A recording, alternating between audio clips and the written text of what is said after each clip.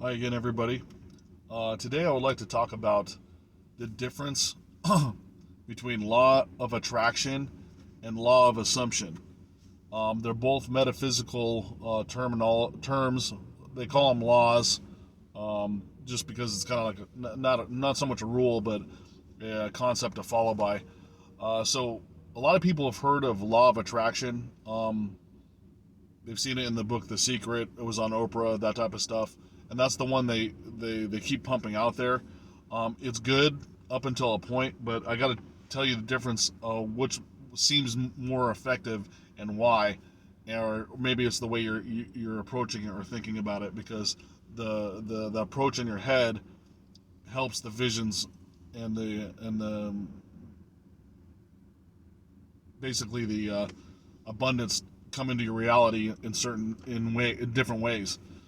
So law of attraction is based on thinking about something, envisioning it with positivity, and it'll come into your life. Well, that concept is based on optimism. You have your optimistic positivity that things will become in fruition, serendipity, abundance is based on optimism. So that positivity on law of attraction, getting into the vibration of whatever it is that you want, um, is based on the optimism or optimistic mentality of your mind. Now, law of assumption is based on belief and faith. So it's stronger because your belief in your heart core, your heart chakra, your belief system is way has way more energy inside of you, I feel, in my opinion, than your optimism. Because optimism is fleeting. Optimism could change by your mood. Your optimism could change to, despair or pessimistic approach or negative thought patterns. But belief is extremely hard to change because if you're in a bad mood, your beliefs don't necessarily change. So what you believe in your core comes to reality, or is your reality, rather. Sorry. So law of assumption means you're assuming whatever it is that you require or desire is already yours. So let's say I assume that I have many great friends that treat me fantastic, or I assume that I live in a beautiful home. I just assume it. It's mine. It's mine. It's my house. I just assume that I have it. That assumption is based on belief. It's so much stronger. Um, I used law of attraction for a long time, and it works definitely depending on how you feel in your mood, like I was saying. But when you change your core belief, it's way easier to just have that come into your life when you just assume and believe that it's yours. So law of assumption is assuming that you already have it in present tense, and law of attraction is the optimism vision of what you want. Now, if you combine the two, say, I optimistically know that I'm going to receive such and such, or like, I'm going to assume, sorry, I'm going to vision that I have lots of money. Okay, but you're envisioning it, but what? Just assume that you already have it. See the difference? Like the law of attraction is the optimistic positivity of I feel good about receiving money, but the law of assumption is I already know I have it. I have millions of dollars. It's just mine. Like it's already mine. There's no arguing it. It's so much stronger. And since I mentioned the heart chakra, I'm gonna actually talk a little bit about it since it's on my mind right now. So when we think using our ego is our brain, is coming from our brain. But when we use our heart to make decisions, that heart chakra is so much stronger in the tuning and the vibration of serendipity. And being one with the universe. Your brain is a calculating machine. It's the ego. It's the flight or fight response system. But if you change your decisions from ego to heart, you're going to make phenomenal changes because the energy is closely matched to the universe. I know it sounds esoteric, but when you believe your heart chakra is an energy ball, spinning in multiple directions at thousands of miles per hour, the energy's around it, that energy is expansive and it's out encompassing everything. But when you use ego in your head, that ego is more of a dark style of energy, because you have to force everything to make it happen.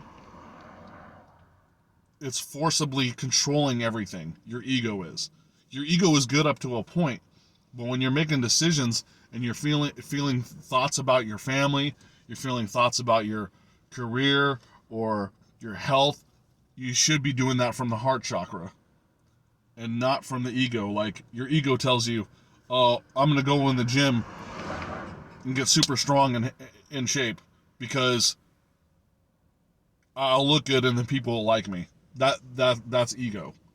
Now, if you're doing it from a heart chakra place, like, oh, I want to do it to be healthy, I feel better, that energy vibration is helping your body so much more. Or your ego says, oh, I'm going to go out there and hard drive for money, I'm going to grind, I'm going to make a lot of money, and then people are going to want to be around me and have me take them out to dinner and stuff, and then I'll be very popular. That's vanity, that's ego. And that comes from a place of like control. You're trying to control the situation, and every decision you make is based on control. And control is closely related to your fear thoughts. If you feel like you don't do this, then something's going to be taken away. Like, if I don't work a job, I won't make money, and the bills come in, I can't pay my bills. That's based on fear. That's the control method. You're trying to macromanage everything, like it's your brain making things happen. That's not how it works. Your vibration and your subconscious mind work together on how you envision your thoughts, and how you vibrate makes things come to happen. Now, this also segues into, this is a long topic, right? You have to start changing your patterns. Like I was saying in the other video, you change your patterns and then you'll be tested. But when you break through, a plane's taking off, it requires a lot of power to climb up. And a lot of things can happen. The engine could go out, it could start stalling. But once you get up to altitude, the plane flies really easy. It requires like a lot less power, even a higher speed, because you're not trying to climb up that hill with all that weight. Same concept if you're walking up a mountain or you're walking down a mountain, right? Which one's easier? It becomes easier after you get over that hump. And then the tests start going away, and the fruition and the abundance all starts happening at a more rapid pace, so to speak. So I'm not going to reiterate what I said about law of attraction and law of abundance, but if you want to go study law of attraction, great. But remember, law of assumption is based on belief. Law of attraction is more, from my experience, it feels more about how much optimism you have or how much positivity you're trying to accumulate. And that's another thing. If you're thinking, everyone says think positive, think positive. A lot of times when people get into that state, they don't want to hear anything negative. So they'll actually reject people that are giving them negativity instead of just being present in the moment, hearing what they're saying, and the negativity won't affect you. It's much more powerful if you're grounded and the negativity's coming at you and it's like it's not affecting you. It's like, no, this, I'm not going to get upset or whatever. This doesn't affect me because I'm in a, reality is what I'm making it. This is my experience. This is my movie. You're just you're just creating the scene for me to experience, and then you let it go emotionally. So when people get into the positivity thing, they're sometimes they're actually more affected by the negativity, and it can make more drastic changes to make you depressed or make you even more upset than if you were just like a normal person that didn't know anything about it. Because when you have an awareness of what the positivity and negativity are, you say, oh, negativity, I'm blocking up and shielding it immediately.